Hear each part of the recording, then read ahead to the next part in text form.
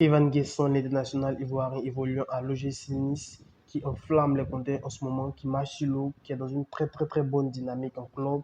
Alors dans cette vidéo, je vais vous donner mon avis concernant ce joueur, ses escapades avec les éléphants. Qu'est-ce que je pense réellement d'Evan Guessant? Si tu es prêt, abonne-toi, lâche un j'aime et on est là.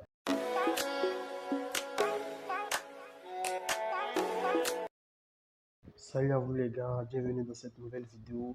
Alors avant de commencer la vidéo, je tiens à vous souhaiter mes meilleurs vœux, bonheur, santé, longévité, argent, tout ce que vous voulez, que tout ce que vous entreprenez se réalise cette année. Bonne année à tous. Alors sans plus tarder, revenons à notre sujet. Alors Evan Guessant, il faut dire que c'est un international ivoirien qui joue à Nice depuis pas mal de saisons.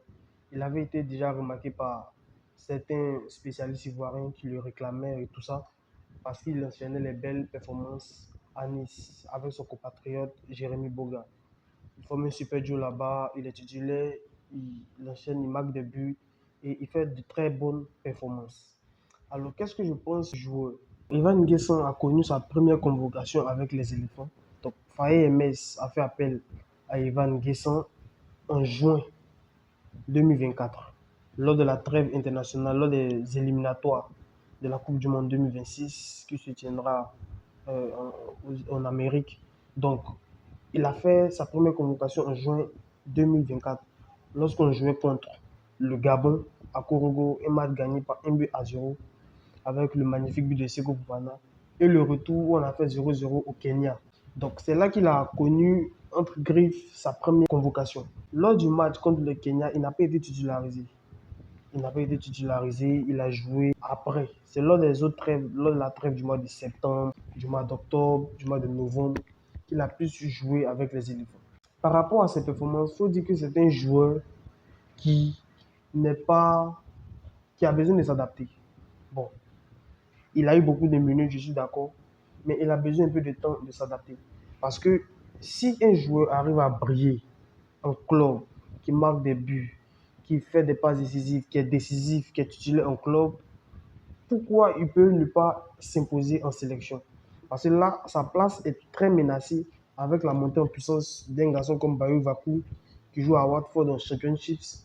Ça sera très difficile de s'imposer. Déjà même qu'il y a Jean-Philippe Crasso, il y a Bayo Vakou, il y a le probable retour d'Haller. Donc ça sera très difficile pour Evan Guessant de s'imposer. Donc je pense que Faye MS va continuer de lui faire appel.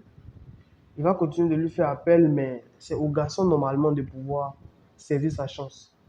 On a vu d'autres joueurs comme Konaté Karim, qui brillaient en club, qui étaient le meilleur buteur du championnat autrichien, mais avec les éléphants, ça ne fonctionne pas.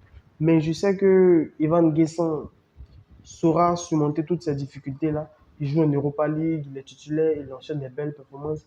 Il a marqué même ce vendredi face à Rennes un bon but où son club s'est imposé 3-2. Donc je pense qu'il a besoin de plus de temps. Il doit saisir réellement sa chance s'il veut véritablement s'imposer.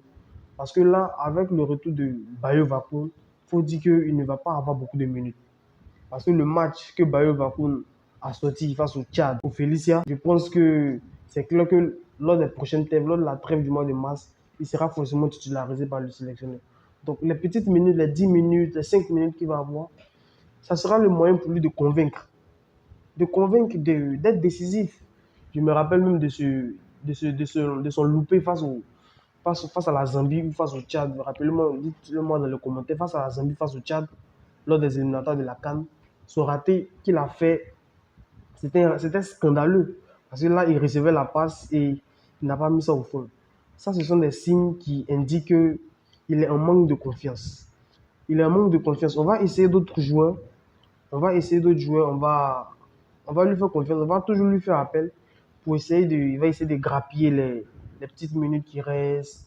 Mais moi je dis que il ne faut pas totalement le faire sortir de la liste comme Konaté Karim. Lui, il doit saisir sa chance. Il doit saisir sa chance. Lorsqu'il est arrivé, Faye MS l'a beaucoup titularisé avec Jean-Philippe Crasso et Adengra par moment.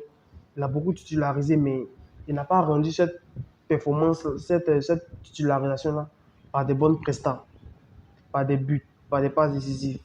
Pourtant, c'est ce qu'on demande pour un attaquant. Actuellement, je crois qu'il est à à 7 buts en club. Il est très prolifique cette année, cette saison. Il a toujours été prolifique, même la saison dernière, il était prolifique aussi. Donc lorsqu'il est arrivé, il était titulaire et au vu de ses prestations, le sélectionneur Faye MS a décidé de convoquer un autre attaquant. Parce que lors de la trêve du mois de juin, septembre et octobre, c'est Ivan Guesson qui était le titulaire indiscutable. Mais lors de la trêve du mois de novembre, Faye a décidé de faire appel à Bayo Bakoun. Moi, j'espère surtout qu'il ne va pas prendre un coup au moral. Parce que lorsque tu n'es pas performant, on appelle un autre attaquant. Et lorsque l'attaquant vient, il marque. Alors que toi, ça faisait 2 3 matchs que tu ne marquais pas. Ça peut créer la frustration aussi. Ce qui veut clairement dire qu'il n'a pas confiance aux joueurs. Donc c'est aux joueurs maintenant de se battre. Il est déjà très brillant au club, c'est déjà bon. Mais de se battre lorsqu'il viendra. Parce qu'il y a les éliminatoires de la Coupe du Monde qui arrivent. On va jouer face au Burundi, si je ne me trompe pas, en masse. Donc ça, c'est des matchs à ne pas rater du tout. Surtout qu'on a 10 points, on est premier. Il y a le Gabon qui est derrière nous avec 9 points. Donc c'est des matchs à ne pas perdre. Donc lorsqu'il va venir, il doit saisir réellement sa chance et pouvoir marquer l'esprit, pouvoir marquer les esprits. Donc j'espère qu'il va continuer sur cette belle lancée et bon vent à lui. Bon vent, je ne sais pas ce que vous pensez du joueur. Dites-le moi dans les commentaires. Qu'est-ce que vous pensez du joueur? Est-ce qu'il peut s'imposer réellement? Est-ce qu'il peut être barré par la concurrence avec les retours de Haller, Bayo Vako, Christian-Philippe Crasso? Est-ce que vous pensez réellement qu'il a sa chance avec les éléphants, malgré qu'il soit très brillant? Donc, non. Donc les gars, merci à vous d'avoir